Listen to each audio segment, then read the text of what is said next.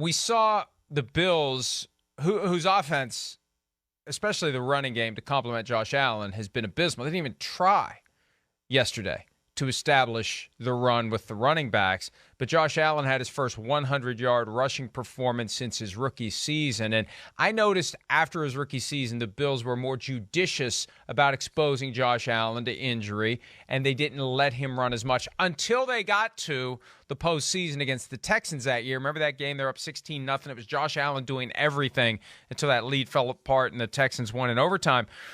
But yesterday, they're feeling the desperation now. They really did let Allen go, and he's walking around with a boot on his left foot after the game because of it. That's the balance. That's the risk. That's the problem when you embrace allowing your quarterback to be mobile and physical.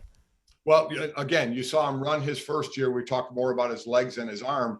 But then all of a sudden, you saw him striking a lot to Stephon Diggs last year, and they thought, okay, we got this passing game going. His completion percentage is going up, so we're going to sparingly use his legs and we're going to use his arm more. But they seem to be better when it's a mixture of both. Difference is he's not an avoider of hits like a Kyler Murray, like a Lamar Jackson, even though we'll talk about Lamar, who ended up leaving the game. But for the most part, we know how those guys can avoid hits. Josh Allen is a big man who is an unbelievably dangerous runner, but he's going to get tagged. He's not juking anybody. He's more apt to run over somebody and drop his shoulder than juke somebody. And he's very dangerous doing it, but he's going to take more hits than the normal running quarterback. And he's effective. And we saw it yesterday. That's the reason they came back, was he basically did his thing again, where he throws caution to the wind and he just takes off and he runs the ball. That seems to be when they're at their best, but then you run that risk of him being in a boot or all of a sudden getting a shot to the shoulder or the ribs or whatever. But this is the way they're going to win. So right now they can't hide from that fact. They have a young, incredible quarterback who has improved so much throwing the ball, but is still such a double threat running the ball that it has to be part of their offense still. And he understands that. They understand it. Would they rather not do it? Hell yeah, they would rather not do it. But they're in a position, especially now, as you mentioned, 4-1 to start, 3-5 since then. They've lost a couple in a row. They find themselves in the 7 slot with the next teams right outside looking in, all with the same record. I mean, in both conferences, it's just bunched up, after that 7 slot of who's going to get in the playoffs. So, it doesn't matter what you want to do in Buffalo. It's got down to a point of what you have to do if you want to make a move in the playoffs or even get there.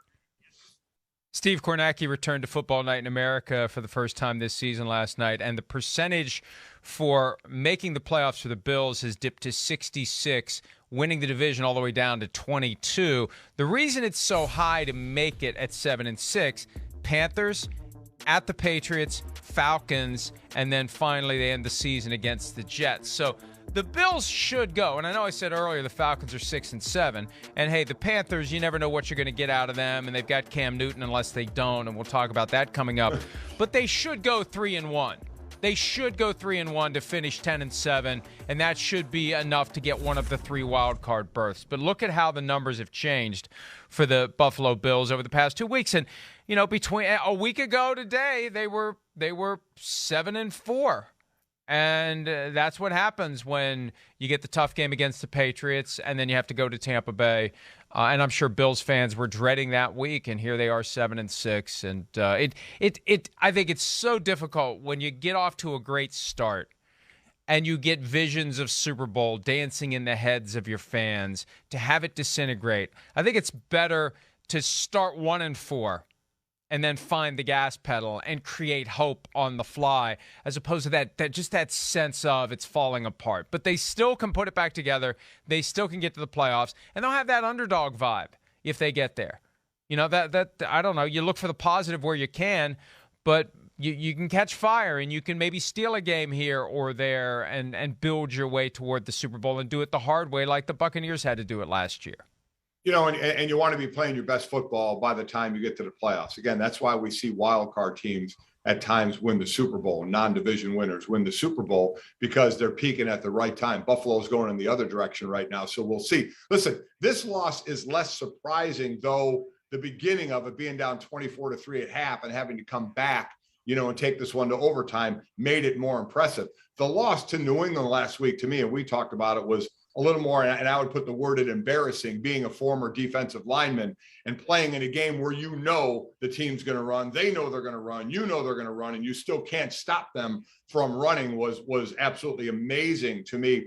This one, I expected a little more score like this, not the way it went, to be down that much and have to make a comeback to send it to overtime. But this one, you never accept a loss, but I can understand this one more to who you were playing, in Tampa Bay. Even though you were playing a team that was hot in New England, I get it, but so far away from a game plan of only 3 passes on the offense, and you got beaten, run on for over 200 yards, was absolutely amazing. So, yeah, they're going the wrong way right now. You talk about 1-4 and being hot late. The best thing about that is the fact, again, how hot are you going into the playoffs? And they have a little less than a handful of games left, obviously. So you can turn that around and you can be playing your best ball, because I'm with you. I think they're going to make the playoffs. I think they have the record to do it with 10 wins. Though one year I was 10-6 in Philly and we didn't make the playoffs. It certainly can happen. We'll have to see. But I think they're going to get in. And then it's a matter of how they play, because right now they're a bit, like their record. When you're 1 game over 500, that means you're playing some good and you're playing some bad. And we've certainly seen both out of Buffalo.